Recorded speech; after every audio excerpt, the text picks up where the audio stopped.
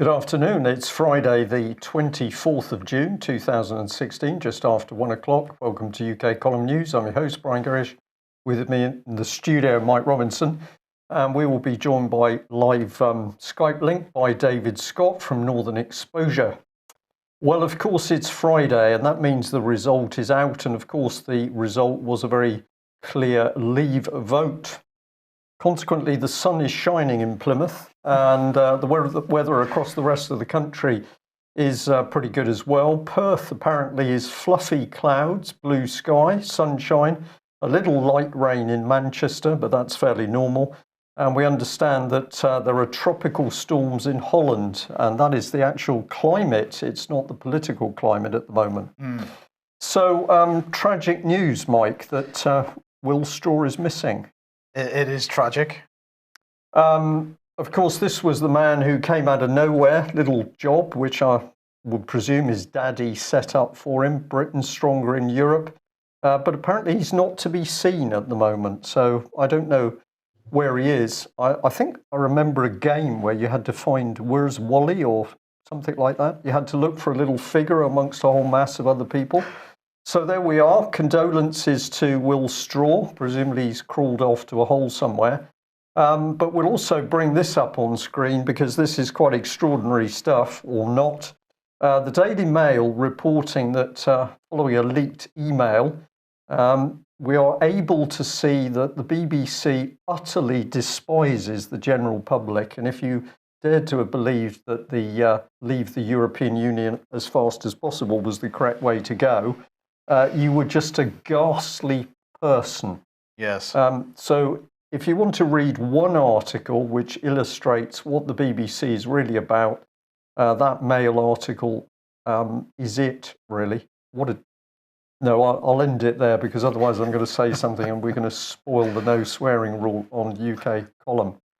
But what we would like to say to people is, whilst of course the result has brought a lot of happiness and joy to many individuals, we think it's the start of the real battle, and it's absolutely vital that people realise that this government is not simply going to roll over and allow Britain to take back its sovereignty as a nation state. We are very confident that what follows from here on is going to be a very dark picture as the government delays, stalls and obfuscates in order to make sure this decision can be reversed. More on that in a minute.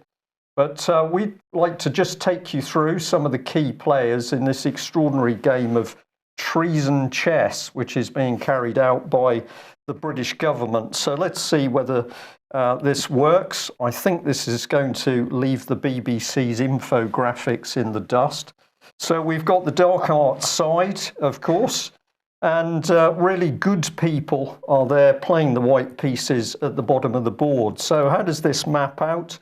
Well, let's see who we've got. The Queen, of course, utterly betrayed her country by accepting mediatisation, given her power away to a foreign state, the European Union.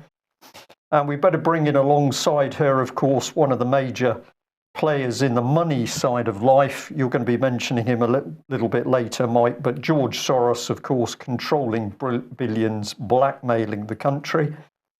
And what better person to have on your side than Archbishop Welby, the man who has simply refused to deal with Satanism or child abuse in the country. He prefers to hobnob next to the bankers. And in the wings, but clearly a player in British politics, we've got key individuals like Jean-Claude Juncker. So the EU is effectively in the British establishment and the political scene. Let's not forget people like Nick Clegg, because this man is still in the background, very, very subversive Europhile, and he worked flat out with David Cameron to try and engineer UK locked into the EU. Well, the real powerhouse, Oliver Letwin, the papers not mentioning this man, but this is the man controlling the cabinet, controlling the Tory party, and also controlling, of course, the behavioural insights team who've been leading the propaganda campaign. Boris Johnson, Prime Minister in waiting, do you think, Mike? Absolutely. Let's bring him onto the field. And of course, this lady who is silent at the moment, but Theresa May, Home Secretary, nothing said on the subject of Joe Cox. But of course, this woman has orchestrated the police state inside UK. Very, very dangerous individual. Propaganda, well, there is only one organisation for that, the BBC. And of course, what do we need to do with the help of the BBC? Cover up the abuse of children by the establishment. So we've put Ms. Goddard there, a little bit frightening, but we'll bring her in on the black side. And dark actors. So Francis Maud, UK column, unique in pointing out this incestuous relationship with the political charity Common Purpose. And we better bring in senior military. Well, as far as I'm concerned, these people, by supporting the EU, have betrayed the country. So we just bring Lord Bramwell in as one example of the pro-EU brigade. He's a little bit crooked there on the screen, but not to worry. And you can't do this without the blessing of the intelligence services. So whether it's GCHQ or MI6 meeting at Bilderberg, you've got to have the security services on board. And, well, Mike, what would you like to say about Mr. Corbyn? Is he in or out? We'll be talking about that in a moment. Okay, we'll just pop him on the board there. And there she is, Nippy Sturgeon, dark arts actor. And I've put tasked to break up the union because I'm sure that that's her job. And that's why she's normally dressed in red. Well, if you're going to do the job, you need to have the police on side. So I've just chosen Sir Bernard Hogan-Howe as an example of senior police officers clearly there to protect the establishment. How do we know something nasty is happening? Well, let's think of who we can see. So we've got soldiers such as Alexander Blackman do the job. They end up in prison. We've got children in Syria, suffering as a result of bombing by this black elite. We've got people who stand up to be counted. This was the Muslim gentleman from Oxford, tried to blow the whistle on child abuse. He was stamped on by the British state. And of course, Melanie Shaw, child abuse survivor, we now know is back in prison. More on that in due course. So we can see the casualties on the battlefield, but who are they really after? All of us. And we've labelled the rest of our society there. Be under no illusion this treasonous British government wants to utterly destroy the nation state and the family. And they're also playing from the wings. So let's remember that Tony Blair, Gordon Brown, Brooks Newmark, Cameron, is he on the board or off? It's a bit close, Mike. And also, where does the powerhouse come from? Well, Bank of International Settlements there. So these people are not going to roll over simply because there's been a leave vote. David. Very interesting analysis there, Brian. Just one thing. Nick Clegg. Nick Clegg's not a knight. That would have to be a pawn. Well, I think that was an old nag I had on that space, actually, but I take your point. Well, I have to say, David, you watched all night, but some of the reaction from some of the politicians was spectacularly good. Keith Vaz particularly stood out for me. In 1,000 years, I would never have believed the British people would have voted in this way, and they've done so. I think emotionally, rather than looking at the facts, it will be catastrophic. And he was clearly disturbed. Clearly disturbed. This was in about 15 minutes of the BBC actually announcing formally, although it had been obvious for hours before this, announcing formally that the Leave side had won. And Vaz came on and he looked like someone had stolen his ice cream. He looked like a small man, an intellectual pygmy in a world he no longer understood. And he stood there, almost with tears in his eyes, and he told the British people, "You've got it wrong. You should have listened to me. You got it wrong." And, well, there you go. It was a wonderful moment. Yes, and another wonderful moment, of course, was the moment that, as predicted, David Cameron came out and resigned. I do not think it would be right for me to be the captain who steers our country to its next destination, he said. He said, "I do believe it is in the national interest to have a period of stability and then the new leadership required. In my view, we should aim to have a new Prime Minister in place by the start of the Conservative Party conference in October." So exactly as we thought. But I thought it was interesting that he is claiming to be interested in having a period of stability. I think we can assume there that the meaning of that is 180 degrees different. Certainly, if we look what's happening, we'll talk about this in a moment, to the Labour Party today, we're clearly heading into a period of instability. Part of the instability, of course, is coming from the question of, are we actually going to leave or not? And so somebody was emailing out today, I don't understand why it's being reported that the Leave MPs are asking for Article 50 not to be evoked.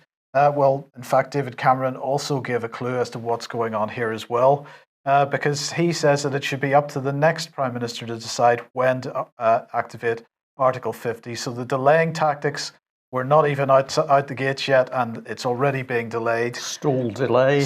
Absolutely. Yeah. On the other hand, Corbyn, who of course has been campaigning to stay in, is now saying that Article 50 has to be invoked now. They're making it up as they go along, I think, in some respects, but perhaps this is a little bit of a sort of protest by Corbyn, because he's been pushed into supporting the Remain campaign, even though he's been a long time EU, long time against the EU, but he's sort of been pushed by party politics, internal party politics, to stick with the Remain campaign. And it looks like he's showing his true colours here. But David, you were saying that there's already a call for a vote of no confidence in Corbyn.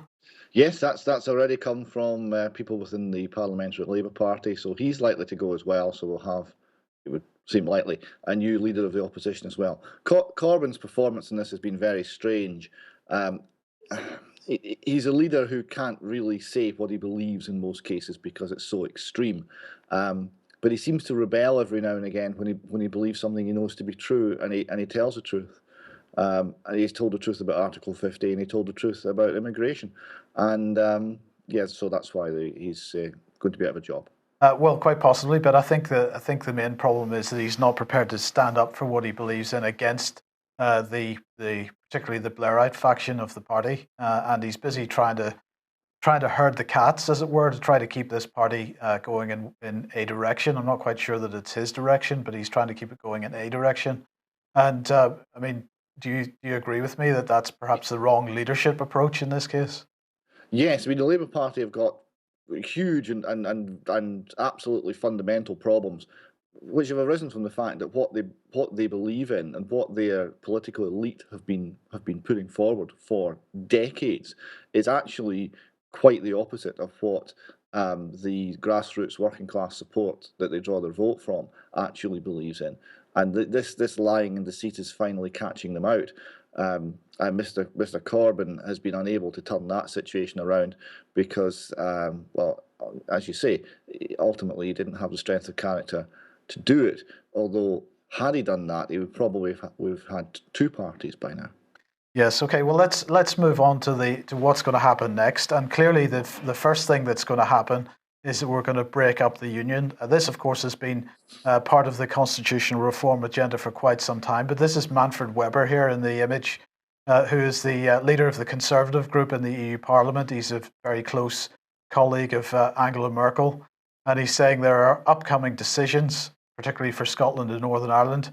It's up to them, but it's totally clear that those who want to stay are welcomed in the European Union. So the rhetoric that there was before in the early days of the referendum, or certainly for the Scottish independence referendum, that if they were to vote for independence, that there would be no guaranteed membership of the European Union, that has suddenly changed.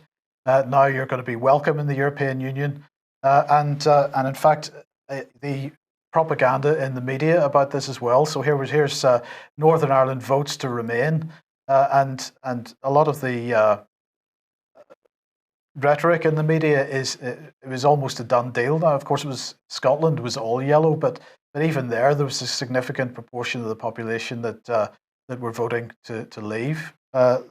So here we've got half the country, population-wise, in Northern Ireland, more or less voting to leave. What's your thoughts on this?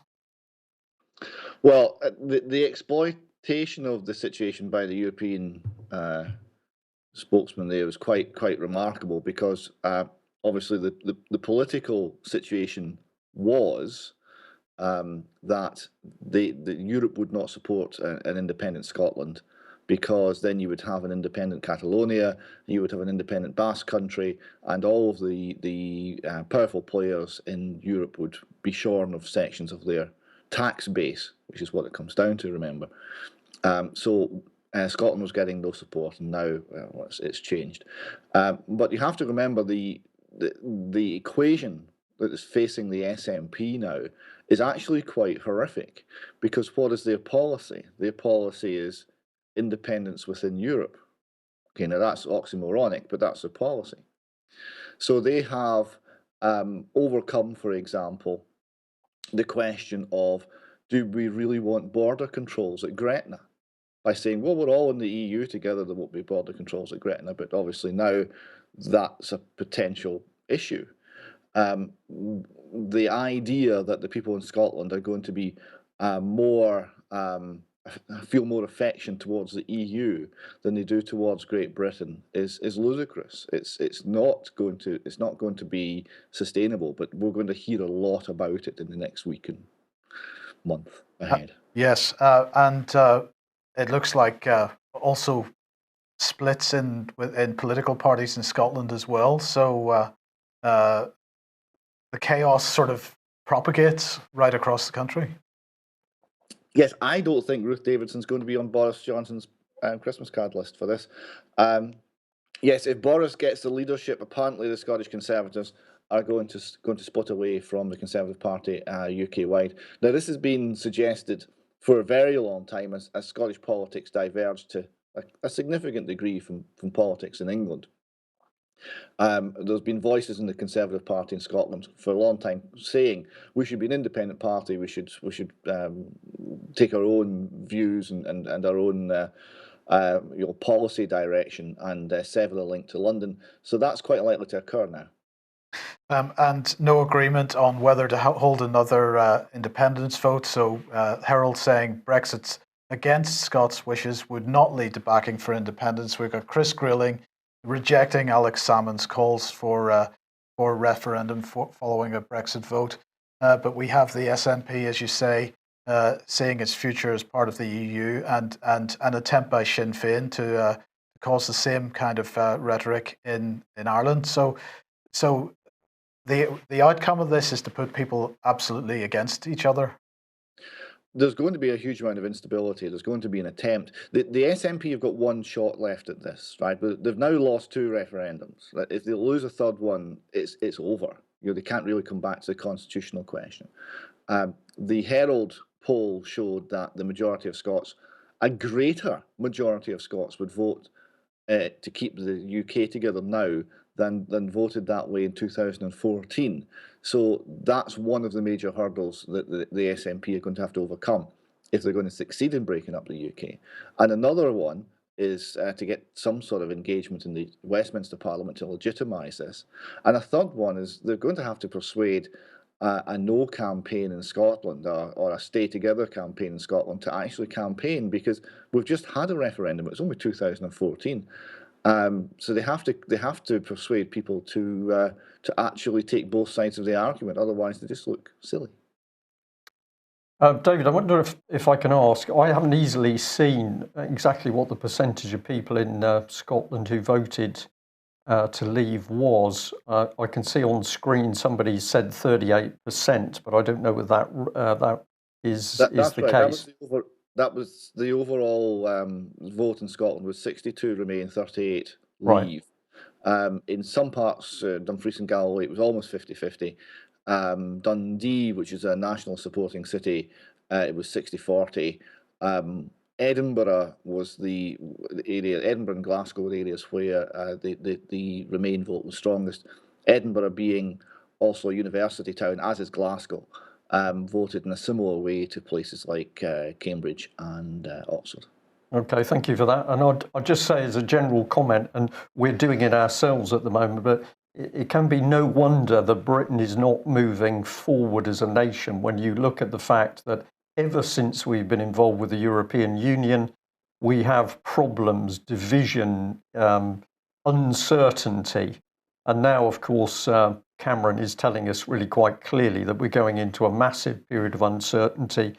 Ever since we've been near this horrific institution, the European Union, we are stuck in the mud. We don't get on with our lives. We don't create industry. We're not looking after the people that need our help in society. We're not looking after our children. There's just this constant turmoil over the European Union.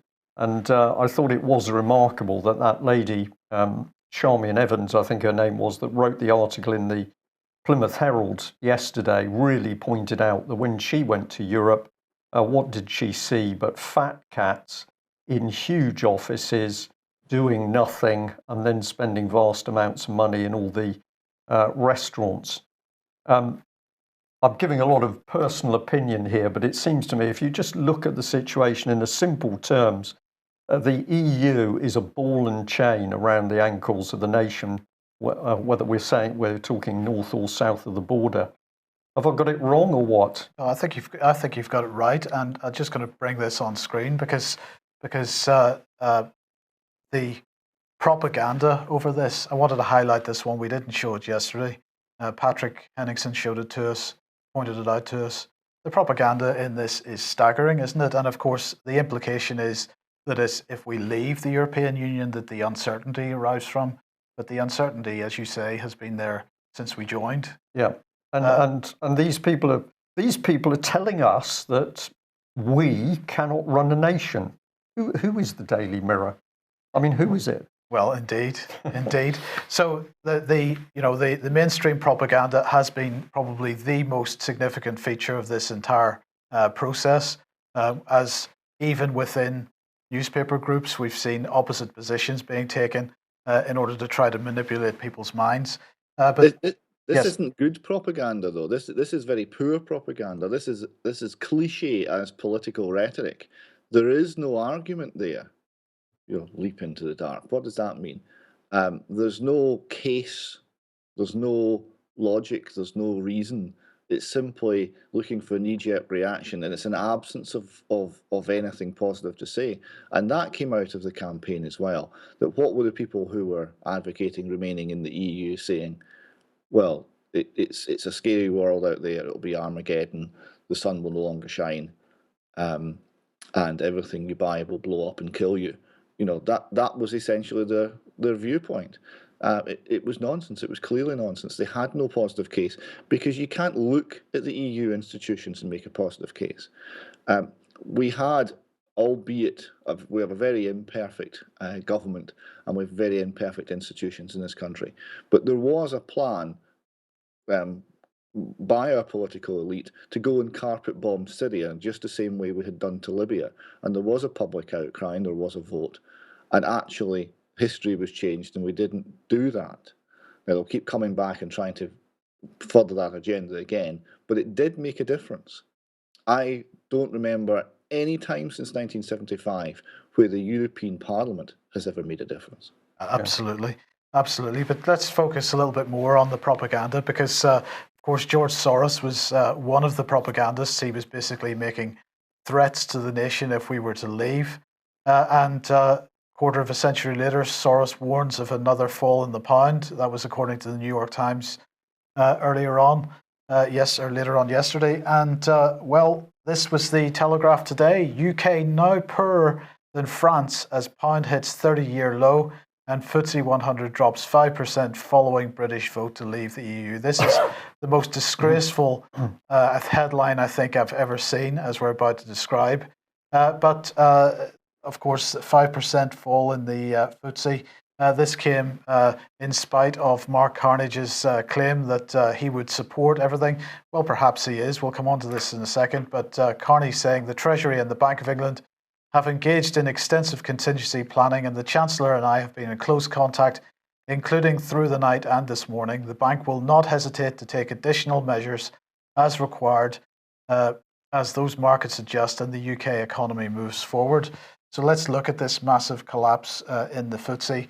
Well, it fell 5%, as the Telegraph said, but it stabilised pretty quickly. That perhaps is through some intervention from the Bank of England and the plunge protection team. But the key point that I've been making for quite a long time is that the FTSE is never allowed to fall below 6,000. And here's the long-term FTSE trend. Certainly since 1998 or so, it has never been allowed to fall below 6,000 for very long. Well, then the other aspect was the currencies, David. And so let's look at some currencies. Here's what happened with the sterling dollar currency pair, and it collapsed this morning, but found some support at some point. And then we have, what's this one, euro dollar, exactly the same, it looks. And then we have dollar yen here doing exactly the same thing. And we have the New Zealand dollar and the US dollar doing pretty much the same thing. And oh, look, let's have a look at gold, and it's doing the exact opposite. So this is nothing to do with Soros's threatened attack on the British pound. Britain is not any poorer today than it was yesterday in particular. This is merely capital flight out of currencies and into gold, David. Yes, it's a flight to perceived safety, a flight to quality in the case of gold, and a flight to perceived quality in the case of the US dollar. And it's a reaction to the unexpected. It's short term. It really shouldn't concern us greatly. The markets will do what the markets will do. But when you're making decisions regarding the future of your people, you have to take a longer term view than the next day on the FTSE. Now, the threat from Soros, of course, was that he was going to repeat his activity from Black Wednesday. The question that I wonder is he actually financially capable of having that effect on the markets in 20 years later or whatever it is? What's your view? Well, I suspect probably not, and he's more into political causes these days than market manipulation. We've also got the view that. Sorry, I've just lost I've been up all night. I've lost my thread. Okay, don't worry. we shall move on. Now, so that's one aspect, the propaganda and the and so on from the media. But what else is likely to happen? Well, of course, we're seeing increasingly rise of right-wing groups across Europe. We're probably going to see that in this country as well. We're certainly going to see continuing rise of the police state. And we believe that what we're going to see perhaps is some Gladio-style activity, not only on mainland Europe, but probably in the UK as well, as time moves on. So destabilization, chaos is going to be the order of the day as we delay the exit, and perhaps we might find ourselves in a few months' time, Brian, in a position where people are demanding once again the opportunity to stay in.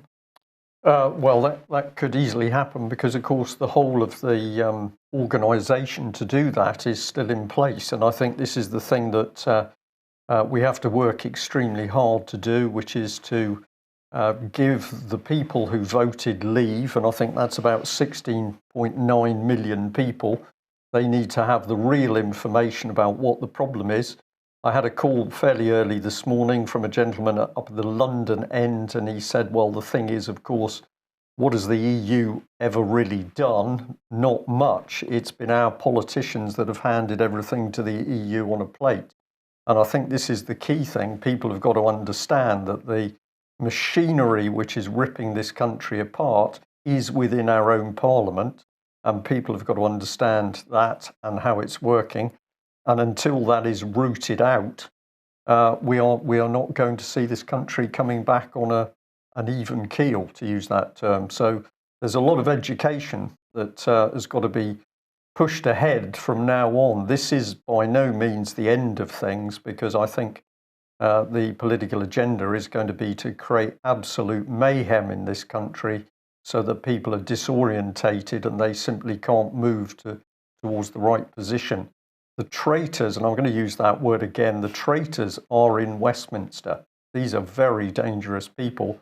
And I wonder what President Putin was thinking to himself as he was having his morning cup of coffee, because, of course, many of the agencies that he's thrown out of Russia, the NGOs, the very dangerous subversive organisations, these are the very organisations that are now causing trouble in the UK. Yeah.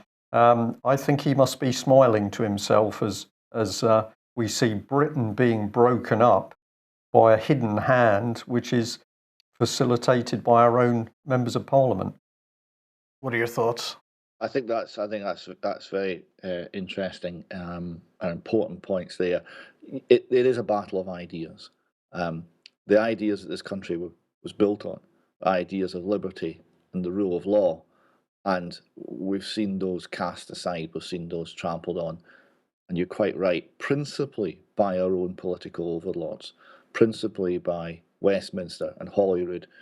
But the EU has been at the heart of a lot of it and has been generating a lot of it and supporting, often directly with financial aid, a lot of these ideas. We have to fight in the realm of ideas. When we started off, we talked about Keith Vaz. I thought he was a man who looked bereft because he realised that he had lost a battle of ideas and that having done so, he no longer mattered. And that was an encouraging moment. Absolutely. Yeah, so these people severely challenged because, of course, their whole world view has been turned upside down.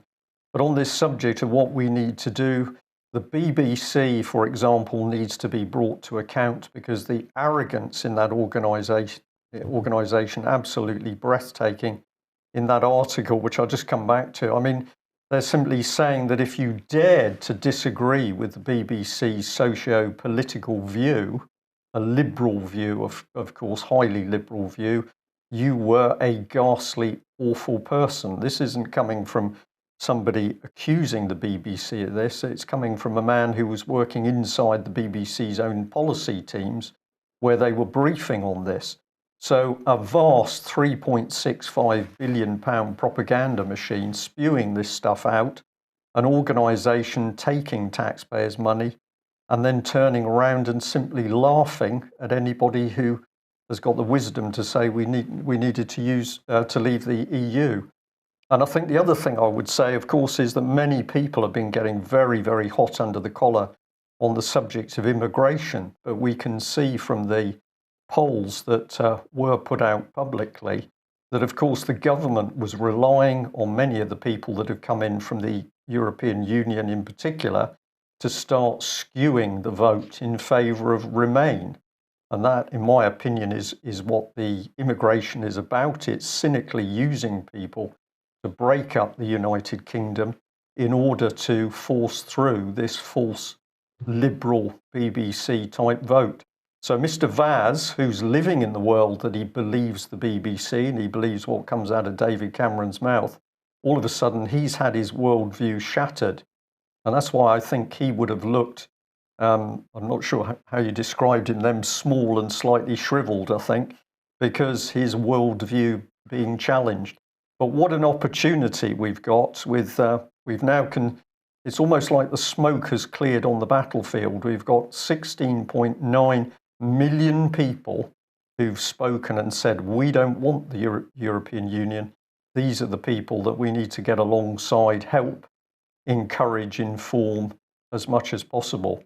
And then the other, whatever it is, I've lost my figures here, 15.7 odd million. These are the people we also need to work on to gently knock some sense into them, I think. Yes. So are we done for today? Well, David, if you'd like to add anything from north of the border, you're probably going to slope away for a cup of tea and then bed, I would imagine. I think that what we were faced here was an offer from David Cameron and co. to collaborate and comply with their own enslavement, and the people of the country said no, and that's a start. There's a huge amount to do. but it's a start. Paddy Ashdown tweeted out when the result was known, God help my country. Well, it's just possible last night, in fact, he did, and let's see if we can build on that and get some more truth revealed and encourage people to take command of their own lives and not allow our wise overlords to misrule us as they have done so badly in the last 25 years.